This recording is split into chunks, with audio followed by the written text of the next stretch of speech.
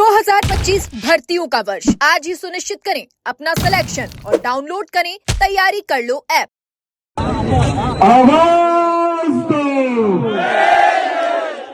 आवाज दो। अपने हक की लड़ाई के लिए, अपने भविष्य की लड़ाई के लिए यह पधारे तमाम जागरूक साथियों को मैं राम राम करता हूं, उनको सलाम करता हूं कि तुम इतने काबिल तो हुए कि अपने हक के बारे में जानने योग्य हुए। तुमने वो तालीम ली, तुमने किताबी शिक्षा के साथ साथ वो शिक्षा भी ली, उन अनुभवों को समझा कि तुम लोग सड़कों पर आने के काबिल हुए, सर गनाने के काबिल हुए। और इसी सर की गिनती में मैं बड़ी जिम्मेदारी से कहता हूं कि मेरे राजनीतिक विचारों को मैं सड़क से उधर छोड़ करके एक साथी बन के आपके बीच में भी आया हूं। इस लड़ाई को जारी रखने में आप सबका जितना सहयोग है उसका भी एक अंश मात्र बनने के लिए मैं आपके बीच में आया हूं। आज जिस मजबूती से आप लोग इन पद बढ़ाने की लड़ाई में आए हो, उस बात में अपने हौसला बढ़ाने में ओवर कॉन्फिडेंस भी मत हो जाना कि सड़क पर तो हम सारे लोग हैं, इतने लोग हैं, इतने मजबूत हो गए, लड़ लेंगे। यहां बैठ करके सोचना कि जब यहां से निकलोगे, कमरे के अंदर जाकर के बैठोगे जिसमें तुम तैयारी करते हो, कैसा महसूस होता है जब किताब खोल के बैठते हो। डर लगता है यार, मेरे पास तो 2 साल ही। भाई ने बड़ी कड़वी सच्चाई बोली थी, घर वाले 2 साल देते हैं, तैयारी हो जाए तो ठीक है, नहीं तो घर आ जाना वापस। लड़कों को हो सकता है 4 साल मिलते होंगे। किसी की अच्छी परिस्थिति सबकी नहीं, हम सारे लोग किसान परिवार से आते हैं, चाहे वो किसी वर्ग का हो, किसी जाति का हो। सेक्शन 1% भी नहीं है, 99% लोग आज भी अभावों में बैठे हैं, केवल दिन गुजारने वाली स्थिति में बैठे हैं। उस कमरे के अंदर बैठ करके जब तुम सोचते हो ना मेरा क्या होगा, जो डर है ना, इस सड़क पर भी वो डर लेकर के बैठोगे तो तुम लड़ने के काबिल बनोगे। ओवर कॉन्फिडेंस में मत आ जाना कि यहाँ बैठ गए, हजारों लोग इकट्ठे हो गए। और जिस जिले को बड़ा कमजोर और पिछड़ा मानते हैं, उसी जिले की इसी सड़क पर बैठ करके हमने जयपुर की ईंटें भी मिलाई है। सरकार पिछली भी थी, उस पिछली सरकार की नाक में नकेल कसी है। सारे मुद्दे पार नहीं हुए थे उस समय, क्योंकि ये लड़ाई हल्की नहीं है। चाहे वो मैं जिस वर्ग से आता हूं उसका हो या दूसरे का हो, सारे लोग जब ऊपर कुर्सियों पर जाकर के बैठते हैं तो हम सबको भूल जाते हैं, हमारे मुद्दों को भूल जाते हैं। वो निर्णय लेते हैं जिससे हम आगे ना आ पाए, हम उन कुर्सियों पर नहीं पहुंच पाए, ऐसे निर्णय लेते हैं। इसी से आरक्षण प्रभावित होता है, इसी से पद कम निकलते हैं। हम तो बर्बाद हो रहे हैं जो हम तैयारियां कर रहे हैं। आने वाले बच्चे जो स्कूलों में बैठे हैं वो भी प्रभावित हो रहे हैं। उनकी स्कूलों के अंदर 10-10 की जगह 2 टीचर हैं, तब भी वो स्कूलों से निकल करके कोचिंग ज्वाइन करते हैं। कौन चाहता है कि मैं स्कूल और कॉलेज को छोड़ करके कोचिंग में पैसे दें? कोई कोचिंग में पैसे देना नहीं चाहता। वो इसलिए देता है कि उन स्कूलों के अंदर मास्टर नहीं है। जैसे तैसे करके उसने अपनी पढ़ाई करी है, पार हुआ है, जो तिकड़म विधायक उसने पार हो गया, स्कूल पार कर ली, कॉलेज पार कर लिया। अब कोचिंग में वो पढ़ने इसलिए जाता है कि वहां जितने भी इंस्टीट्यूट्स हैं उनके अंदर फैकल्टी नहीं। आज जो भर्तियां निकली है, पूरा कैडर जितना व्याख्याता और सेकंड ग्रेड का है, 20-20 हजार, 17-17 हजार, उसका 10% पद भी नहीं निकले। यार सारा मीडिया खड़ा है जिले का, इसी पश्चिमी राजस्थान के मीडिया को पूरा राजस्थान सुनता है। इसी मीडिया ने हमारी उतना ही सहयोग किया उस आरक्षण की लड़ाई में। आज भी हम आपसे उम्मीद करते हैं कि आप हमारी बात को सरकार तक पहुंचाओगे।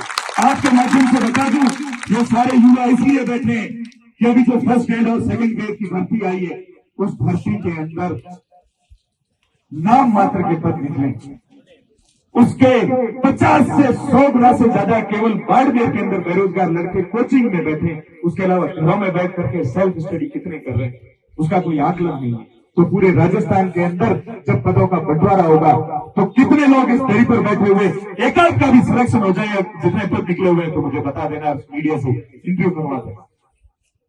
सरकारें किसी की भी हो, किसी सरकार ने अगर बेरोजगारों के बारे में सोचा होता तो आज सड़कों पर बैठने की जरूरत नहीं पड़ती। ये लोकतंत्र की खूबसूरती है कि हमको माथे गिनाने का अवसर मिला है। हम लोग जब बड़ी संख्या के अंदर सरकारी दफ्तरों को हिलाएंगे तभी जाकर के हमें हक मिलेगा। भाई नथाराम जी ने फोन किया था 2 दिन पहले और तो बोला था आने का।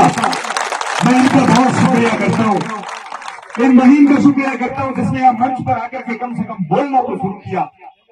तुम सारे लोग जब तक बोलना नहीं सीखोगे और जब तक मीडिया ये मजबूती से हमारी बात नहीं रखेगा तब तक कोई भी आगे बढ़ नहीं पाएगा। साथियों, आपसे भी उम्मीद है बाबू साहब और सारा मीडिया जो यह बाड़मेर का खड़ा है, आप हमारी बात रखिए। ये युवा आपको भूलेंगे नहीं। जिस मजबूती को आप चाहते हो वो मजबूती ये सारे लोग आपको देंगे। आप हमारे को मजबूती दो। यहाँ जितने सरकारी कर्मचारी खड़े हैं जो सरकार की तरफ से आज यहाँ आए हैं, प्रशासन की तरफ से आज यहाँ आए हैं, हमारा साथ दो। आप लोग आगे बढ़ चुके हो लेकिन आपकी सारी आने वाली पीढ़ी यहाँ सड़कों पर खड़ी है। इसके बारे में सोचिए आप। आज हम सारे साथी जो यहाँ आपके दौड़ रहे हैं सरकार के लोगों के पास जाके आए हैं। आज जो सरकार का हिस्सा है इस जिले से उन लोगों के पास जाके आए हैं। मैं उम्मीद करता हूं कि वो लोग भी हमारी बात रखेंगे। हम हमारे अपनों से ही आस लगा सकते हैं। राजनीतिक विचारधारा में हम कहीं पे भी खड़े रह सकते हैं। यहाँ पे हर आदमी का राजनीतिक जुड़ाव, राजनीतिक विचार अपने होंगे, लेकिन आज जो सरकार का हिस्सा है हमें उन पर भी भरोसा करना पड़ेगा। उनसे भी उम्मीद रखनी पड़ेगी कि वो अपनी बात हमारे आगे रखें।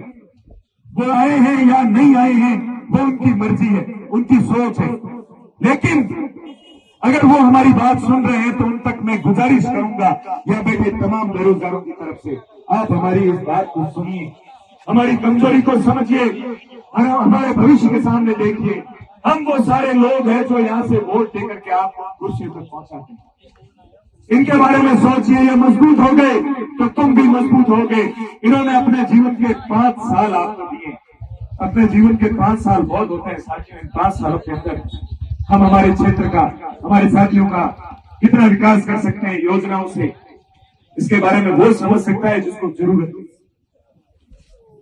आज की इस लड़ाई के अंदर मैं आपसे एक ही गुजारिश करूंगा, जागरूक रहो, एक रहो, अपने विचार, अपना जुड़ाव इस जाजम से बाहर रखो। केवल बेरोजगार बनकर के और लड़के बनकर के तुम लोग यहाँ नहीं रहोगे तब तक तुम्हारे बारे में कोई नहीं सोचेगा। लोग आएंगे तुम्हारे लिए बोल के चले जाएंगे, दरियों में तुम्हारे साथ बैठ जाएंगे, लेकिन तुम्हारी आवाज नहीं उठाएंगे। मजबूर करो नेताओं को, तुम्हारे पैरोकारों को, अधिकारियों को, प्रशासन को कि तुम्हारी सड़कें भर जाए। अरे तुम यहाँ से उठ के लाइब्रेरी में जाते हो, किताबें ले आओ, सड़कों पर बैठते हो, सड़कों को लाइब्रेरी बना लो। तुम्हें किताबों की कमी है क्या? किताबें है ना तुम्हारे पास में, नोट्स है ना तुम्हारे पास में। सरकार नहीं सुनेगी आपको तो ये सड़कें भर दो, बना दो यहीं पे लाइब्रेरी। चक मरा के तुम्हारे सामने सरकार मस्त मस्त होगी और तुम्हारी बात। ये नेता मजबूर होंगे जो घरों में बैठे तुम्हारे बीच में आकर के बैठेंगे और थोड़े करेंगे तुम्हारे कि चलो हम आपकी बात रखेंगे। जिस दिन तुम अपनी भाषा और अपनी ताकत नहीं समझोगे तुम्हारे लिए कोई आगे नहीं बढ़ेगा। आप सबने मेरी बात सुनी, मुझे बोलने का मौका दिया, इसके लिए मैं आपका आभारी हूं। आप सारे लोग भी अपनी बात रखो। आज आरक्षण को लेकर के क्या स्थिति है? वैसे अगर बोल रहा है तो लोग सोच रहे हैं कि अपनी जाति अपने वर्ग की बात करेगा।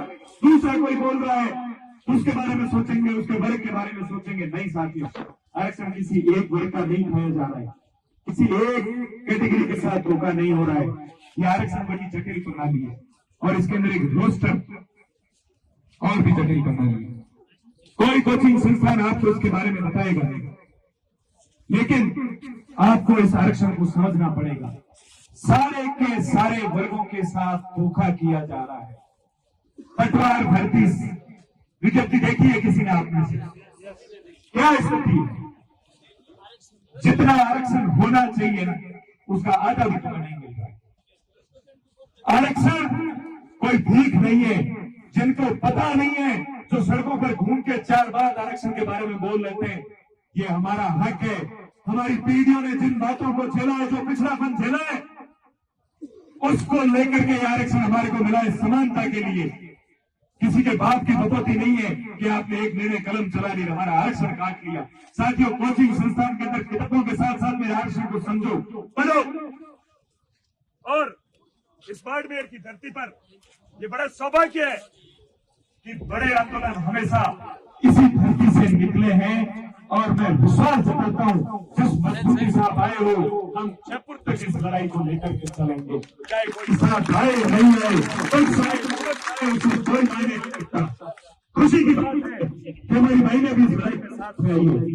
जो घर से बाहर निकलने में संकोच करती है, सड़कों पर बैठी, इससे ज्यादा और मजबूती क्या चाहिए बताओ आप तो बाहर निकलिए, हर कोचिंग के अंदर जाइए, अपना खुद का काम समझिए और अपना खुद का काम समझ करके आप लोग आगे आइए। कोई तुम्हारे को बताने नहीं आएगा। ये मत सोचिए कि नथाराम आएगा और कोचिंग में बोल करके तुम्हारे को कमरे से इकट्ठा करके लेके जाएगा। कोई लेके नहीं जाएगा। तुम खुद नहीं निकलोगे तब तक तुम्हारे लिए कोई नहीं लड़ेगा।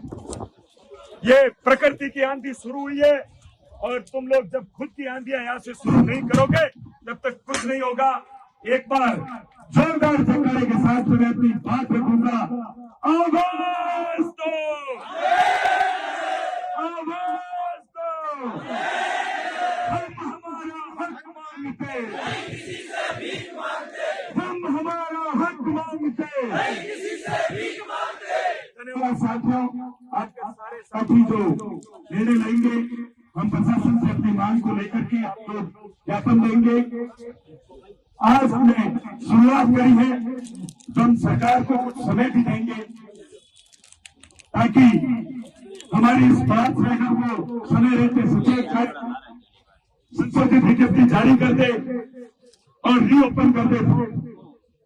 तो लोग आगे की हमारी जो तैयारी है